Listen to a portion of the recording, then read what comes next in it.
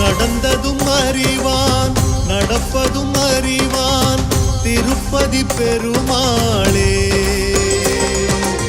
நடப்பது எல்லாம் நாராயணன் செயல் திருப்பதி பெருமாளே.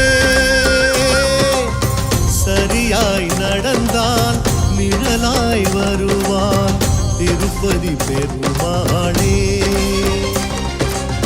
தவறாயிருந்தால் வழியை மறிப்பான் திருப்பதி பெருமாளே.